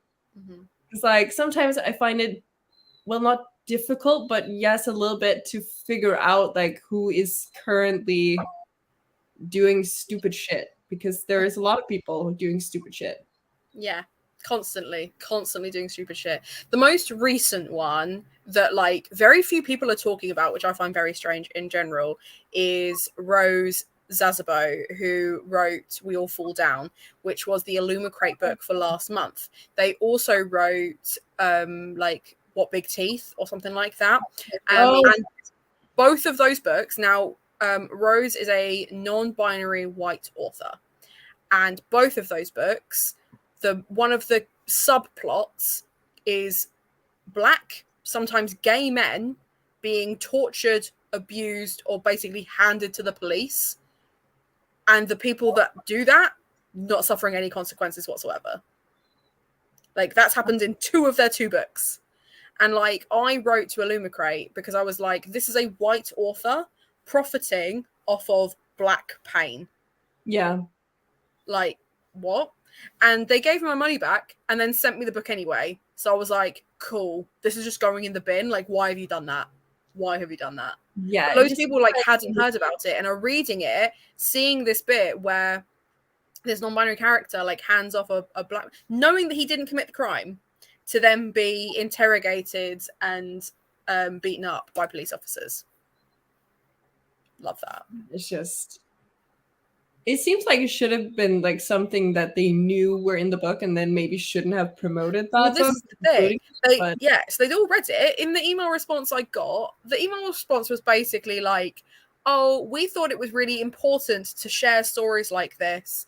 And the author has basically said they did it on purpose. So that's why we've gone with it. And the author has basically said they did it on purpose because, and this is like a loose quote, but almost like verbatim what they said, because LGBT people will basically, any given opportunity, will throw BIPOC people under the bus to get ahead. So, but yeah. It's just that. I just live to be angry. Like I said, I can't enjoy things. So, yeah, I forgot about that. Yeah. Mm-hmm. Protect them. I've missed all of this.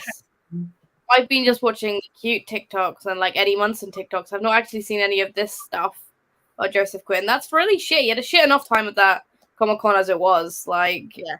Like, why are people so shitty? Like, why? And, like, thing is, though, it sucks because it's going to ruin it for him, but also for the fans as well. Because I'm not being funny. If I was treated like that for a weekend, I wouldn't do a Comic-Con ever again. Nope. Like, absolutely not. Nope. Not at all. Actually, I was not paying attention. It's actually just really boring. Mm-hmm. I don't believe you, Jen. Sorry. When I was a bit of reprieve.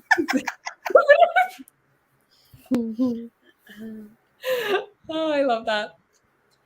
Well, we've gotten to the end of the comments. Should we do another sprint? I think we should, because we've been talking for over an hour. For a and I while. say we. I've not shut up, and I can only apologise. Should we do 45 minutes? Yes, because then I can go get crumpets. Yes. I will be reading this one. I'm moving on. I think I need to DNF this. I'm 50 pages in, but I think I need to DNF. Do it. Do it. DNF. Do it. I'll be jumping off around 6ish, and then I'll jump back on. If you're still going, because I've got to have a discussion about Middle-earthathon. But I will be back after. It won't be very long. But just letting you know that if I suddenly disappear, that's why. That's why. That is perfectly fine. All right. Well, see you in 45 minutes. Are you just going to leave Gemma's comment there? Are we just going to have to deal with the torture scene would have been a I just thought if anyone jumps on like whilst we're sprinting and they're like, I'm sorry, what? I'm sorry, what? I'm sorry, what? So, right. See you in 45 minutes then. See ya.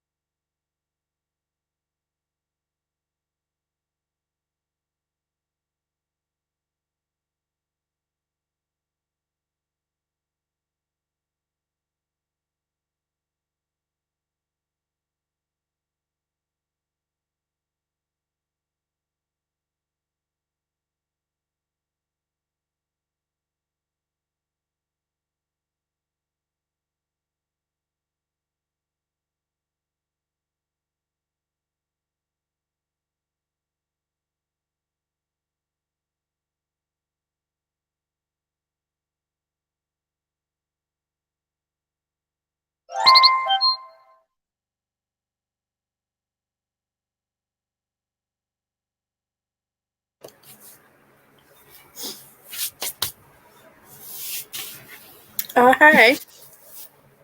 How did everyone do? Mm. I didn't read anything. I've been numbing McDonald's. Yeah, our flatmate ordered McDonald's, so I've been eating and watching really depressing video essays about Buffy. Yeah, I read a little bit. I think I read 2 chapters, but that was like, what, 15 pages? And then I had to prepare food for the dog, and then I got hungry, and then my boyfriend called me and said he was on his way out here, so didn't get to read that much, actually. That's fair. And now the dog wants treats, like he always does.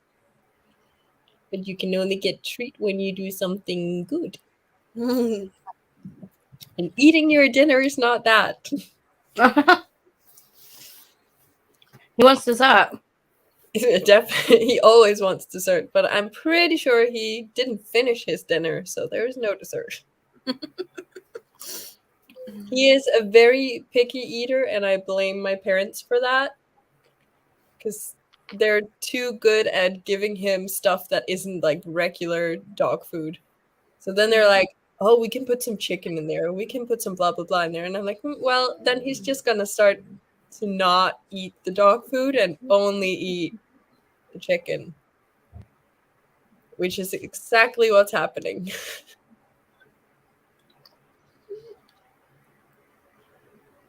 Not treats. He's like, but please, I'm such a good boy. It is uncanny how much he's like my dog Bailey, and like Bailey would he'd stand by you, and then he would just kind of go like over his shoulder, just like, but please. Yes, and that is exactly what he is doing. Mm-hmm. And he's also just staring at the place where we keep all of his treats. He's just looking at that and being like, give me treats now. It's like, they're right there. You can just come on, human, I'll help you. They're over here. over here. Follow me. He does that all the time, though. It's kind of annoying, but he's still cute. He's still cute. Oh well, but awesome stuff is happening in my book. Because there is 2 POVs, and I couldn't really figure out why there were 2, because they didn't really have anything to do with each other, but now I know why. It's all starting to make sense. Exactly. It's all starting to make sense. And I just love it when I reach that time in a book where everything is starting to make sense. Mm-hmm. Read about 60 pages and now eating my dinner. Then did a barbecue. Yum, yum. Lovely. Anything. Yes, I was just about to say barbecue's the best. The absolute best. Barbecue is only the best if I'm not the one cooking it. I hate doing barbecue. I hate hosting a barbecue. But if I'm going to a barbecue and you're going to cook the barbecue food for me, sure, I'll be there. Yeah, I second that. I could not cook to save my life. Well, if people barbecue on a regular basis, that's fine, because they know it takes prep, right? People that barbecue just like once a summer, they always forget how goddamn long it takes to warm up the barbecue, and just don't give enough time. Yep, for sure. I agree.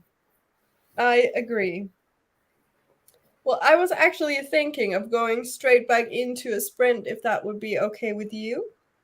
That works for us. Perfect. Also, because I do also want to go and walk the dog sometime soon. And I don't know if I'm going to do that during a sprint or after we're done, but that depends on a lot of things.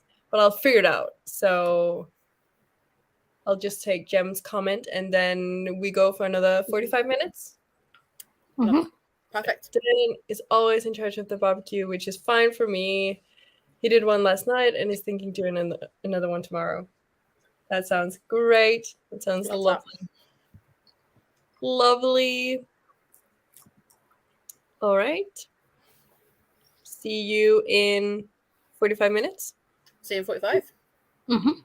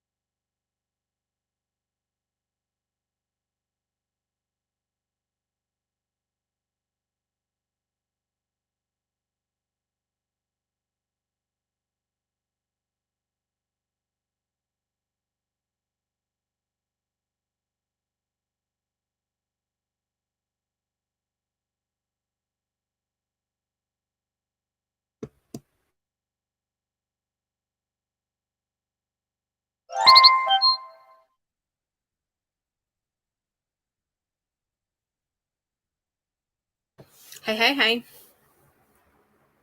Hello. I'm just ahead. You are. I moved my laptop and now I'm not in the correct place. So how did everyone do? Mm. I I read loads. read nothing. I did nothing at all. No, we were in a meeting about Lizzie's readathon.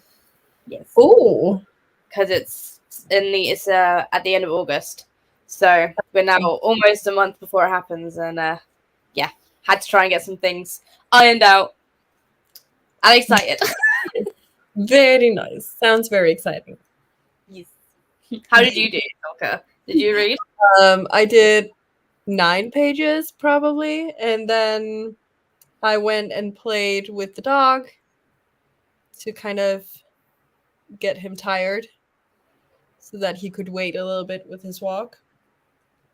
And then I decided to get something to eat. And then I ended up watching a TV show instead. That's fair. Sometimes that's how a sprint goes. Yeah. I am re-watching the first season of this Danish TV show. I know that it's been translated to English also, but it's called The Rain. I don't know if you've heard of it.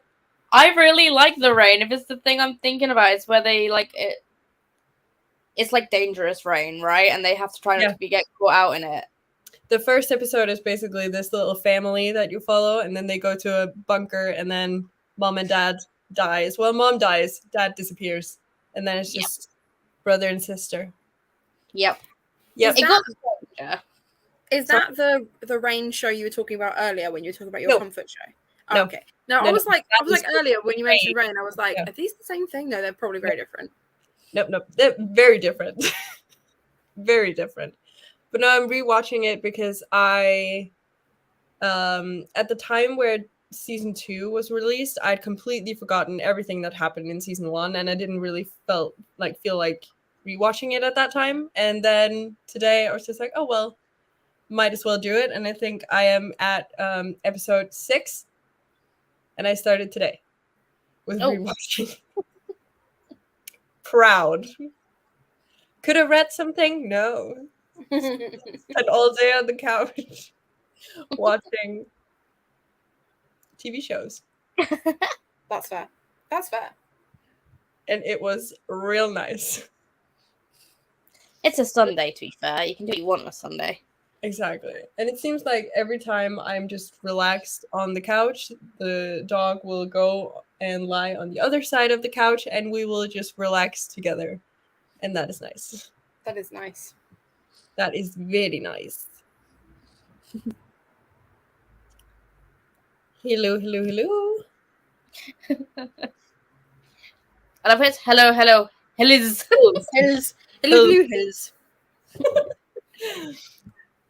It is lovely. Absolutely lovely. I also don't know how Amena did that because the Z is as far away from the U as possible on a keyboard. Yes. It is. Maybe she did it on purpose. Maybe. But then the question okay, so then who gets a hello and who gets a hells? That's my question.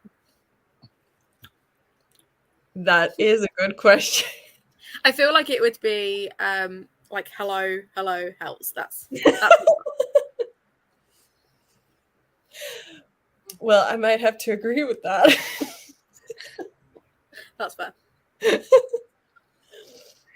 Well, I am thinking of actually, once again, just jumping straight into a sprint so that I can do 2 more sprints instead of just 1 more. So, what do you think about that? I'm okay with that. I'm fine. Right. I actually have to read, though, and not watch the YouTube video I was watching before. Yeah. I think I might just finish the episode that I started because I only got like halfway. And then I'm going to read for the rest of the sprint to actually get something done. I think I'm going to read a terrible ghost story. But like, unlike the other one, I can't really DNF this one because it's a book club pick. But Yeah. I'm going to be watching Stranger Things with my friends later. So I'm like, because I've only ever got past I've never got past episode 3 of season 1. So I need to watch it to catch up on all the TikToks that I've been sharing. So because like I've watched video essays about Stranger Things, I've just never watched the show. So Yeah. I'm probably going to read the first sprint, and then whenever you do your second sprint, that's when I'll start watching the episode. Lovely. Well, let's get started then, and I'll see you in 45.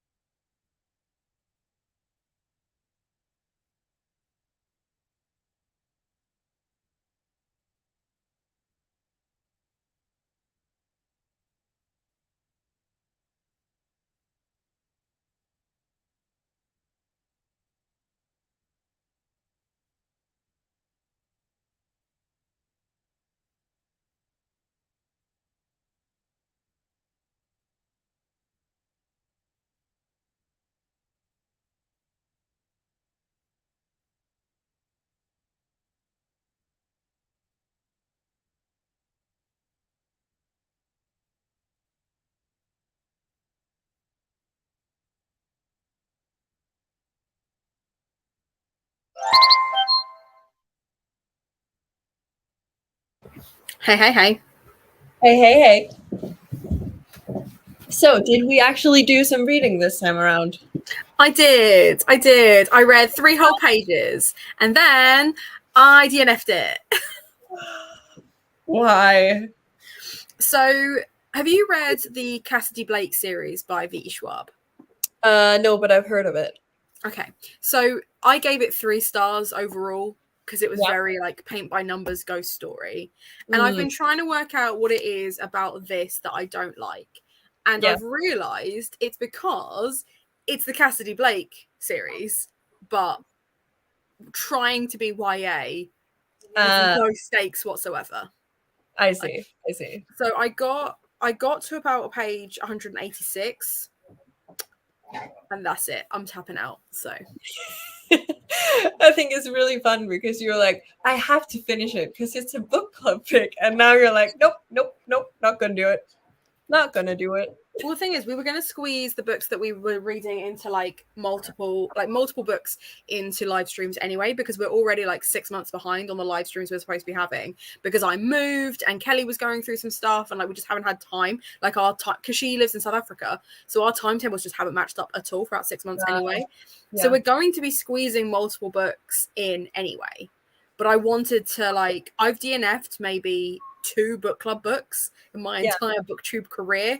I didn't want to, but I have this thing where like if I'm not enjoying something, I will read the last page to see if it's worth getting to, and it's not. So I've decided to do it. So, how about you, Lizzie? How did you do?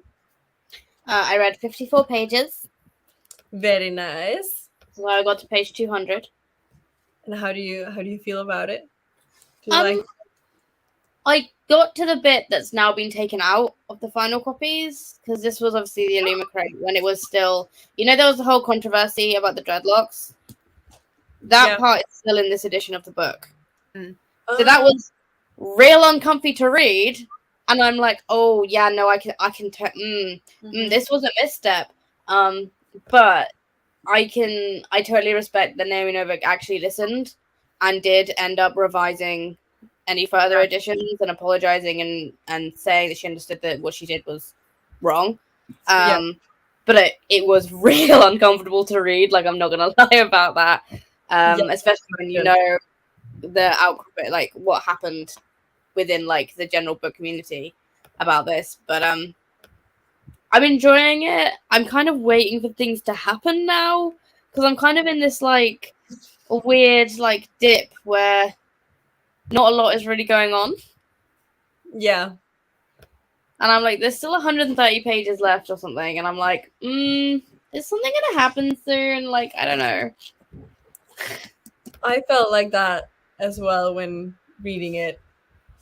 And I didn't feel like stuff was happening, but I don't know, you might feel different. But I was just kind of left with that feeling of waiting for something to happen throughout the entire book.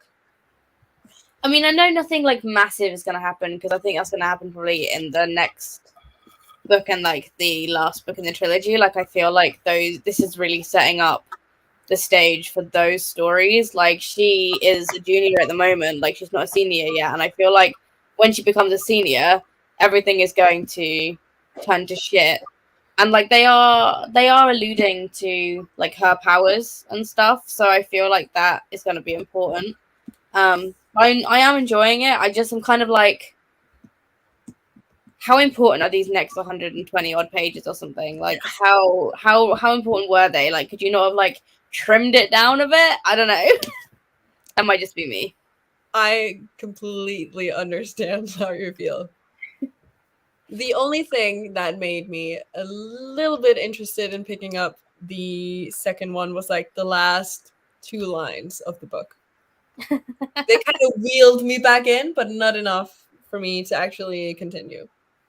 Well, Hannah wants me to read the second one. I'm almost 100% sure Hannah wants me to read the second one more than she wanted me to read the first one. I think the second one's better. I do think the second one, like, it is still very exposition heavy, but I liked the second one more because in the first one, so like the thing is, it's one of the few series that doesn't suffer from sequelitis because it does actually develop on what they learn in the first book. A lot of sequels will kind of just do like a paint by numbers. You enjoyed the first one, here's another one exactly the same. Yeah. And I can't stand that. Whereas I like that in book 2, she has kind of learned her lesson, and there is a moment where you think she's going to make the same fucking mistake she made in the first one, and her friends don't allow her to.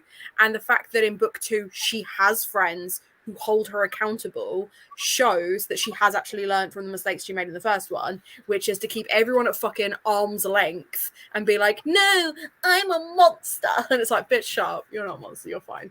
So I want you to read book 2, but also because the thing that you're enjoying about it is the whole, like, I hate you, but you're sexy thing. Like, that is basically the plot of book 2 anyway. But as for your suspicions, I'm not saying anything because I would give too much away if I even so much as hinted. I just get the vibe that this is very much a setup book. You know, like as many first in the series are, as the nature of being a first in the series, I feel like Naomi Novik is weaving this quite complicated magic system and trying to make sure you understand that, because it will be important. And like that's why I'm sticking with it and not just being like, oh, I can't do it. Like it's fine. But I am kind of now waiting for it to happen. So I think Naomi Novik is a clever enough writer though that it will actually be important. So I'm not too mad. Nice. I don't even know how far I got in my book. I read a couple of chapters and then I finished the episode of The Rain, which is You still enjoying it? Sorry? You still enjoying The Rain? Yes. Very much. Somebody just died. Oh. Yeah. I knew it was going to happen because I've seen the first season before. So I knew it was going to happen. I just forgot that how it happened. So If I remember rightly, quite a few people die in the first series. Like a surprising amount of people die. Yes. Yeah. Definitely. Like we've lost one, and I'm not sure if that person is dead or just taken. Mm-hmm. And then somebody died. Like straight on died. Yep. Just, interesting. So, but I did actually think of a question, because now that we talked about our least favorite books of the year, I kind of wanted to know what your top 3 favorite books of the year so far has been. I know 2 of mine, but the last one I'm in between 5 different books. But so did you say favorite books of the year? Yes. Top 3. See, my top one, I know for sure, is The Beautiful Ones by Sylvia Moreno Garcia. It's so good, right?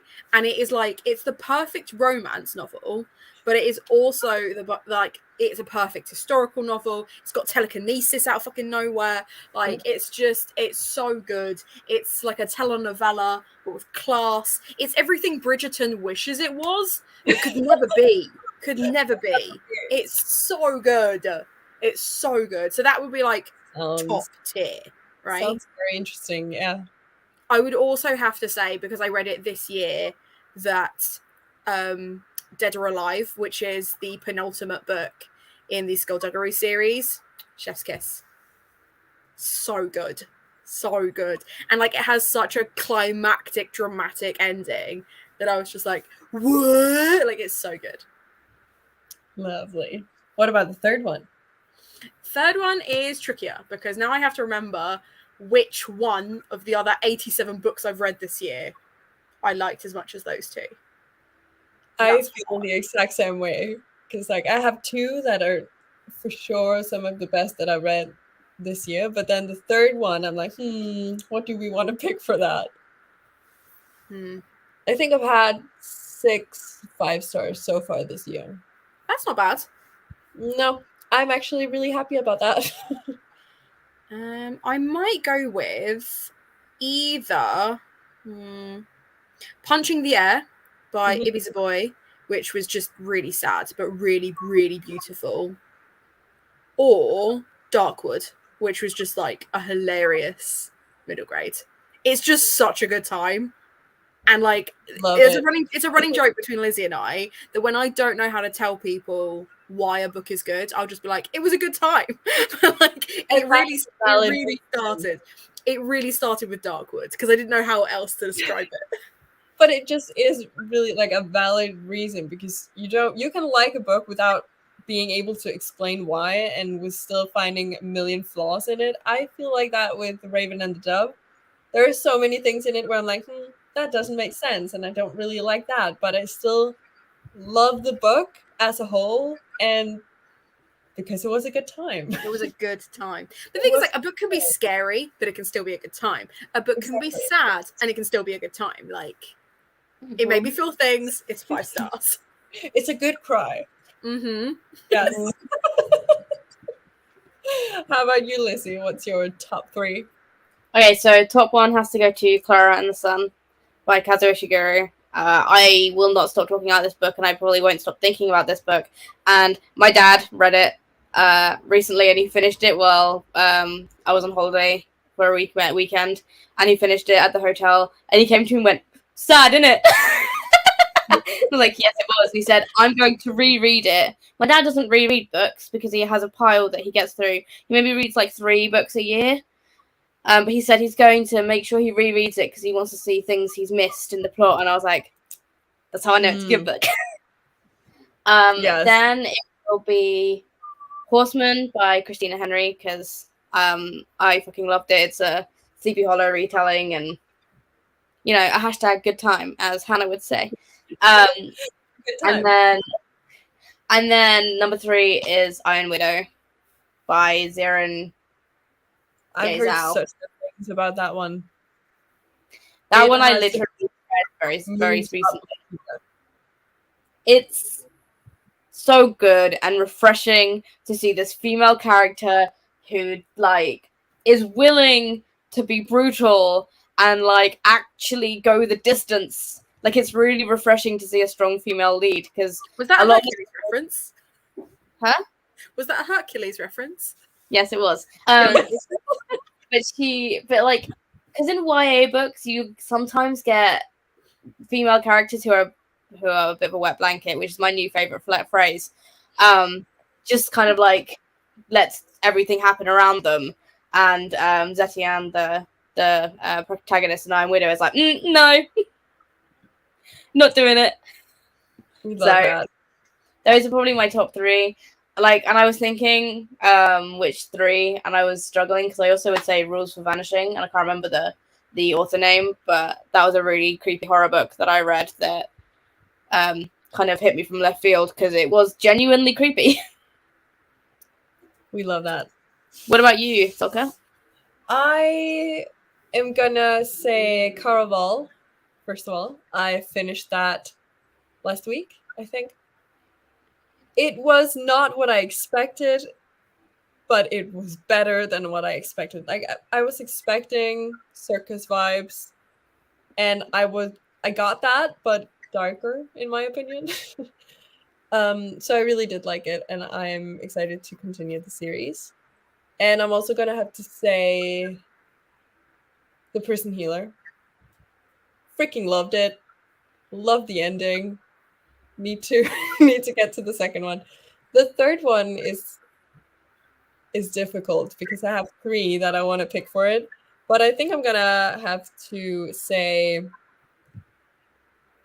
Every Heart a Doorway. I really did like that. I wasn't expecting to. And I was being annoying and stubborn about it because I didn't want to read it because it was so hyped. And I was like, no, I'm not going to like it. And then I read it and yeah, here we are. That's fair. Top 3. I mean, like, I think Every Heart a Doorway, like, it is one of those ones where it's a real, you either love it or you don't. Like, there's no one I know that has, like, middling thoughts on it. They're either obsessed or they're not. And, like, I think a lot of my writer friends don't like it because there are a lot of, like, very lazy writing tropes in it. But I think it's a really fucking good series. And, like, I think more teachers should incorporate those kinds of books, like short stories like that in the syllabus, because they have great LGBT rep. They look at real like human things and like, but they're also a good time, you know, like they're not a hard read by any stretch of the imagination. And actually, that is like you mentioning that one of the reasons I DNF'd the Night Country is because they basically ripped off the whole be sure thing. So you know, like how whenever they come across a door, it says like be sure before they walk through it. Yeah. She sees several doors that say be sure on them. And I was like, bitch, you didn't come up with that. And I don't know that Sean Maguire did, but it felt very tacked on. So I did appreciate that. Yeah. Not everyone can handle a be sure door. That's all I'm saying. I really liked Every Heart of the Way because it was on script, and it was while I was living with my family, and I had commutes to go to. I was working in a supermarket at the time, and my commutes were really late at night. So I'd listen to them there, like from my parents' house to work, and because they were so short, I'd basically read them, like on my commute, like one book every evening. And I really fucking enjoyed them because they're so like it's nice to see positive LGBTQ plus rep as well, and for it to be so normalized and not talked about in like a really weird way. Yeah. And it just is. There's no kind of like questioning it. It's about acceptance and stuff. So I really think it's an important book, and I think it should be in syllabuses because I mean kids will see a book like Every Heart a Doorway, which is what, less than 200 pages or just over. Like it's not long, and be able to pick that up and read that rather than giving them, I don't know, Charles Dickens to read. Like, yeah, I'd rather read Every Heart a Doorway over Charles Dickens. So 15-year-old me would definitely have chosen Every Heart a Doorway. I get it, and I'm not saying necessarily like substitute one for the other because like this is me getting all teachery about it. Like the language paper is about comprehension and understanding, right? So you can bring it in at a very young age, like year 7 and year 8, where they are 11, 12 years old, and they're going to understand the text. You teach them the skills so they can comprehend something like that. They will be able to comprehend something bigger like Charles Dickens and Shakespeare. And it's why that like when we teach them Shakespeare, for example, you go for easy plays like Romeo and Juliet, not Titus what's his face, because like it's too fucking long. So it's like it's things like that. But I think, yeah, there do need to be, because I can't remember. I think I was watching like Jessie Bow Ties and Books video the other day, which it's an older video, but it was like it's been in my watch later for ages, where it was like their issue with modern LGBT contemporaries is a lot of those narratives are about closeted LGBT people coming out, right? That's the process, and I understand that like there are lots of people out there that need stories like that. There will be more people who want to just see normalized stories of we're already out and now we're just living our lives kind of thing. Yeah.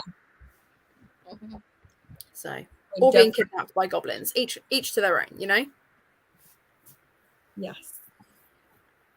Chocolate Ball on the reading front had food and now getting Jensen and a what? An oat bath. Yeah. Okay. I don't know what that is. I don't know like how it's done specifically, but it's meant to like help soothe, because like obviously with chickenpox it makes you itch. They're like obviously like a rash type thing, but I can't remember how it works, and I don't know if it's meant to be like oats and water or you put milk in it as well. It's meant to basically you dip your child in porridge is what I gather, and then like it helps soothe their skin. It's just a way of like stopping them itching. Oh, I've never heard of that, but then again, I don't have kids or anybody. Well, I do have a niece, but I mean, I've definitely like bastardized the description by saying you dunk your child in porridge. Like, I would not actually recommend dunking your child in porridge. I'm going to Google it so I can like fully explain it. But yeah, you place a tablespoon of ground oatmeal into a glass warm of water. The oats appear to be absorbing the water. Then place the oatmeal in the bath and soak for no more than 20 minutes. Okay. So it's just like, yeah. Very nice. Well, if it helps, then obviously do that. Poor child, though. Yeah. Chickenpox are the worst, but at least you get them young, because like you get them when you're older and they become shingles, and it's so much worse. I've never had chickenpox, as far as I know, so I'm terrified if I ever actually catch it. So dangerous. I know. Believe me, I know. And my what was I going to say? But I just like on the hottest 3 days of the year so far, That must be rough. That sucks. Yeah. I've got like a scar up here that you can barely see anymore from one of the chickenpox spots that I scratched so aggressively it became a scar. Oh Like god. it's like up here somewhere. And I have a scar under here under my lip because my mum let me, she had like this really nice like silk nighty thing that was like full length, and like as a kid I thought it was like a full on like princess gown, right? So I was only allowed to wear it when I was sick because it like made me really happy, except I then tried to wear it outside, tripped over, landed landed on a newly laid brick wall and just sliced myself a mustache. I Oh was like no. bleeding. So I had chicken pox and like a Poirot mustache of blood. It's like, Oh excellent god. day, Hannah. Good work. I had to just Google what chickenpox was because it's not even close to being the same thing in Danish. So I will now entertain you with a Danish word for it. Cool. Skuldcover. Okay. Chickenpox? Skuldcover. Skull. Okay. Skull. Okay. Okay. The first part of the word doesn't really mean anything, but the last part, like cover, that is cups. Okay. But I don't know what the first part is. It means nothing to me. Interesting. Skullcover.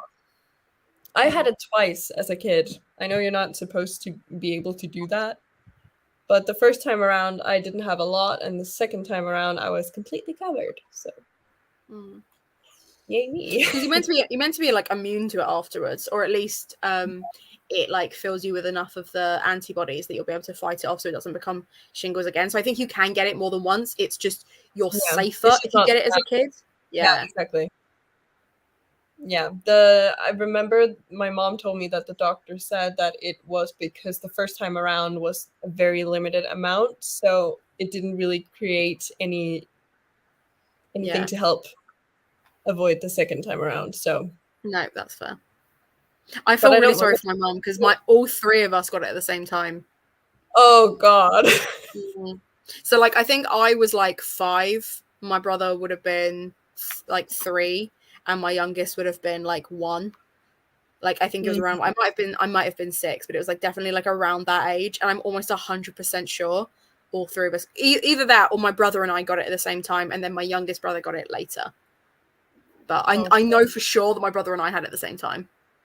That must have been stressful. Very I can stressful. only imagine. Yeah, I completely agree with this. Nice. And because there are so many good books that are about Black joy and Black culture and like even like clothes practices, because I love reading books about stuff that I don't feel comfortable asking about, because I don't like, I appreciate that they're clothes practices. I don't want to, they shouldn't be my source of my research, right? Like you shouldn't feel like you have to keep asking your Black friends these questions. You could just read a book or Google it or whatever.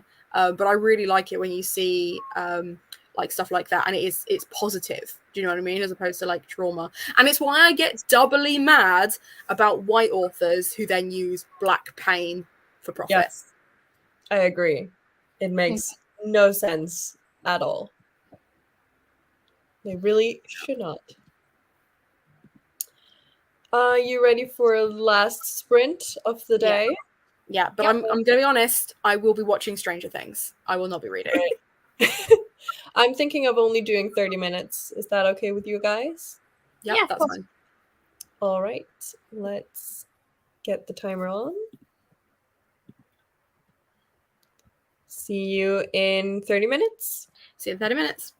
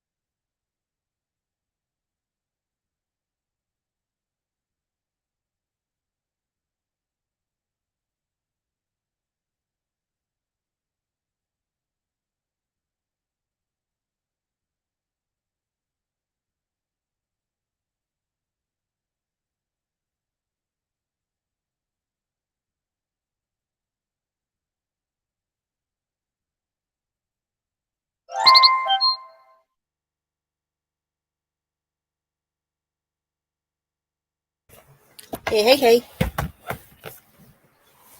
Hello. Well, How did you do? I Watched minutes of Stranger Things. read 40 pages. I had a tick problem with the dog, so I read 1 page. Because he was being difficult. No, but the placement was awful. So we basically had to have my boyfriend holding the dog, and I had to basically lie down because it was in between his legs. It was the worst possible place, and I was so afraid of hurting him. And I am not usually the one removing the ticks, but I had to. So. But it came out, and he's fine. And then I got back, and I had 1 minute or so left, and yay!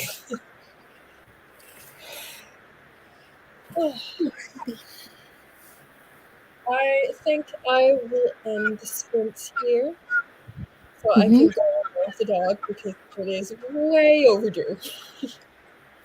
That's So fair. thank you so much for joining me. It has been lovely having you with me.